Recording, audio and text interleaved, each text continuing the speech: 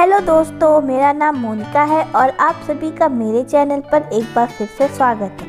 हम सब हमेशा स्वस्थ रहना चाहते हैं, लेकिन आजकल की अस्त व्यस्त जीवन शैली, अनियमित खान पान और फिजिकल एक्टिविटी के अभाव जैसे विभिन्न कारणों से हम बीमार पड़ते हैं। कोई ना कोई रोग हमारे जीवन को प्रभावित कर ही देता है और हम परेशान होते रहते हैं।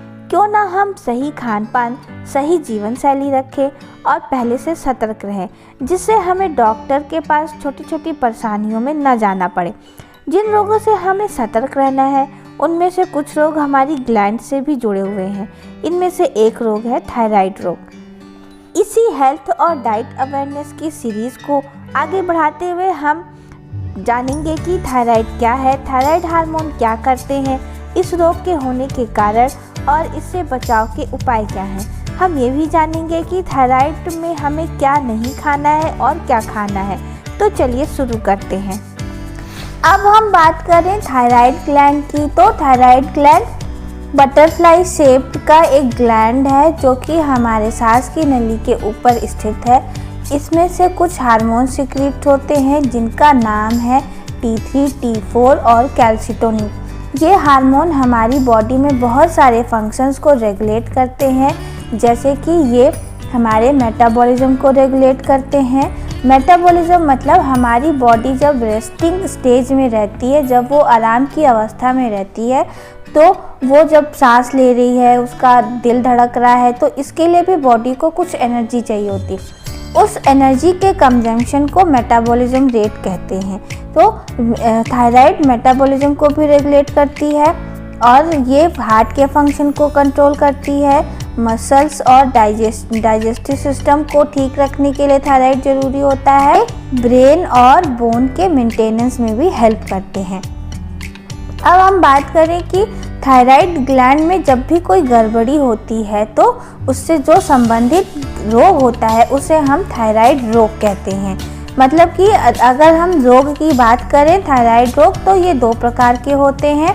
पहला है हाइपो और दूसरा है हाइपर, मतलब हाइपोथायराइडिज्म और हाइपरथायराइडिज्म। अब हम बात करें हाइपरथायराइडिज्म क्या होता है। हाइपरथायराइडिज्म में थायराइड ग्लैंड T3 और T4 हार्मोन का सिक्रीशन अधिक, यानी उनका स्राव अधिक करने लगता है। वो हमारी ब्लड में अधिक मात्रा में पाए जाते हैं, जिसकी वजह से हमारा मेटाबॉलिक रेट इंक्रीज हो जाता है, हमारा हार्ट रेट इंक्रीज हो जाता है। गर्मी उस आदमी को जिसमें T3, T4 ज़्यादा होता है, उसे गर्मी ज़्यादा लगती है, पसीना ज़्यादा आएगा, भूख ज़्यादा लगेगी। उसके बाद भी उसका वज़न बहुत ही कम रहता है। और अगर औरतें हैं, वुमेन हैं, तो उनमें इर्रेगुलर पीरियड की शिकायत होती है, हाथों का कांपना, ये सब इसके सिम्टम्स हैं अगर आपके ब्लड में T3, T4 की लेवल ज़्यादा है तो। अब हम बात करें हाइपोथायराइडिज्म की, तो हाइपोथायराइडिज्म में क्या होता है, T3 और T4 का स्राव कम हो जाता है, मतलब वो हमारे ब्लड में उसका लेवल कम पाया जाता है, जिसकी वजह से मेटाबॉलिक रेट डिक्रीज हो जाता है। मतलब मेटाबॉलिक रेट कम हो जाएगा, तो मेटाबॉलिक रेट कम होगा तो जिस भी पर्सन में T3, T4 का लेवल कम है, उसका वज़न बहुत ज़्यादा होगा। उससे भूख तो कम लगेगी, खाएगा वो कम, लेकिन उसका वज़न बढ़ता है। उसको ठंड ज़्यादा लगेगी, मतलब कि उसको कोल्ड सेंसिटिविटी हो जाती है और उसका हार्ट रेट कम रहेगा, उसको थकान, कमज़ोरी का एहसास होता है। अगर औरतें हैं तो उनमें इर्रेगुलर पीरियड की शिकायत होती है, जॉइंट्स, जोड़ों में दर्द होता है, जॉइंट पेन होता है, मसल पेन होता है, मतलब मांसपेशियों में दर्द रहता है, मेमोरी की प्रॉब्लम हो जाती है, मतलब वो चीज़ें भूलने लगते हैं। इसको ब्रेन फॉगिंग भी कहते हैं, एक तरह से ये ब्रेन फॉगिंग की भी शिकायत होती है। ये सब लक्षण हो गए हाइपर और हाइपोथायराइडिज्म के। अब हम बात करें कि थायराइड हमें होता कैसा है, उसके होने के कारण क्या हैं।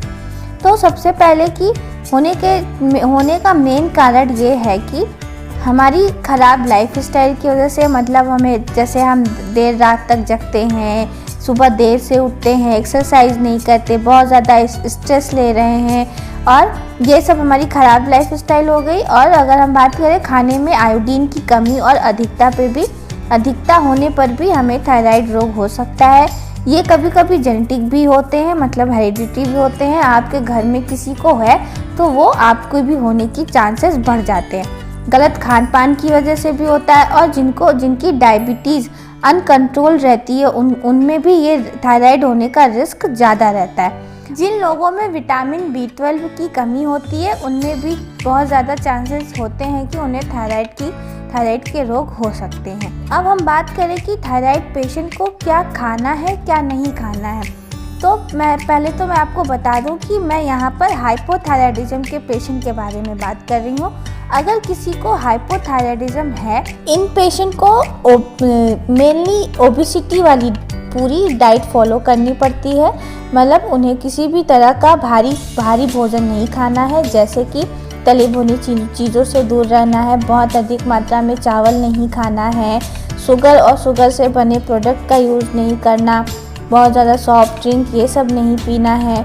और कुछ सब्जियां हैं जो कि क्रूसीफर फैमिली की होती हैं, जैसे कि ब्रोकली हो गया, पत्ता गोभी हो गया, सरसों का साग है, फूल गोभी है, इन सब का सेवन नहीं करना है। और सोयाबीन का सेवन और उनसे बनी चीज़ों का सेवन, जैसे कि सोया मिल्क हो गया या फिर टोफू हो गया, ये सब नहीं लेना। मूंगफली का भी सेवन बहुत अधिक नहीं करना है।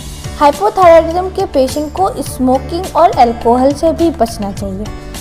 और अब हम बात करें वो क्या खा सकते हैं, तो खाने में उनको वो हर तरह के फ्रूट्स और वेजिटेबल ले सकते हैं। अभी मैंने जो कुछ वेजिटेबल्स बताए उनको छोड़ के मोटे अनाजों का प्रयोग अधिक से अधिक करें, जैसे कि बाजरा, जौ और किनोवा, इन सब का प्रयोग अधिक से अधिक करें। सभी तरह की दालें और सभी तरह के फल खा सकते हैं ये, बस जैसे आम है, केला है, और इन सब ये चीज़ें खाने से मोटापा बढ़ता है तो इसको कम मात्रा में खाएं।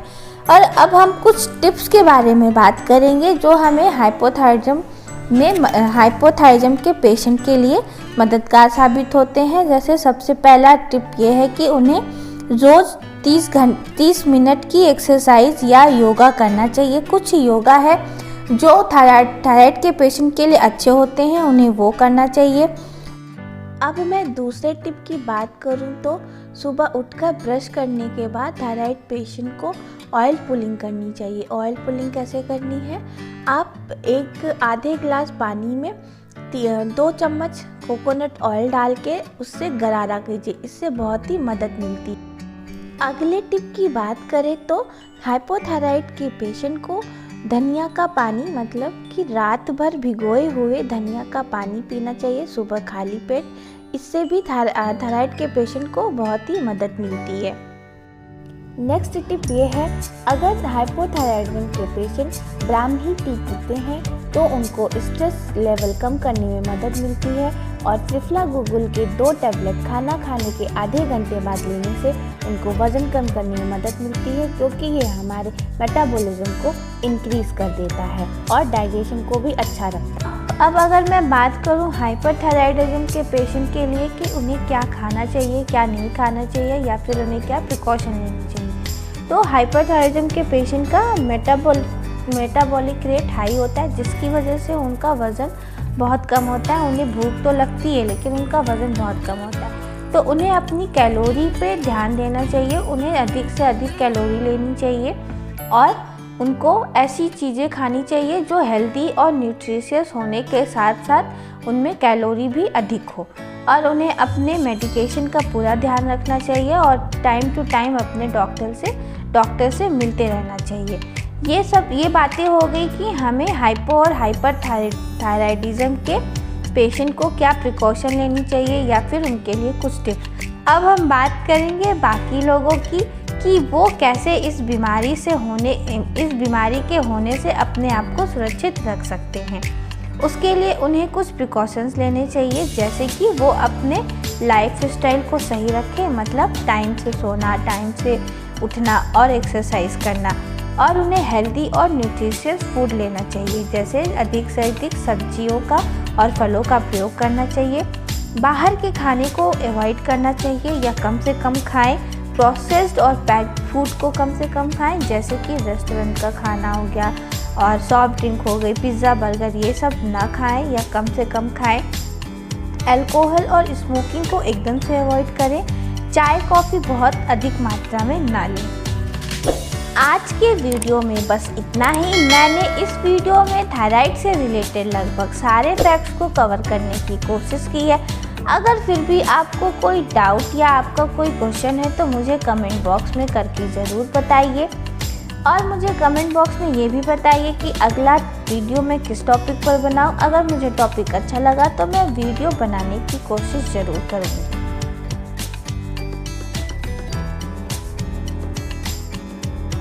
अगर ये वीडियो आपको पसंद आया है तो वीडियो को लाइक करें, चैनल को सब्सक्राइब करें, बेल बटन को ज़रूर प्रेस करें और इसे ज़्यादा से ज़्यादा लोगों में शेयर करें ताकि ज़्यादा से ज़्यादा लोग इस वीडियो का लाभ ले सकें। आपका हर एक लाइक, सब्सक्राइब हमें ज़्यादा से ज़्यादा ऐसे हेल्थ अवेयरनेस के वीडियो बनाने के लिए मोटिवेट करता है। इसके साथ ही नमस्ते, खुश रहिए, हेल्दी रहिए।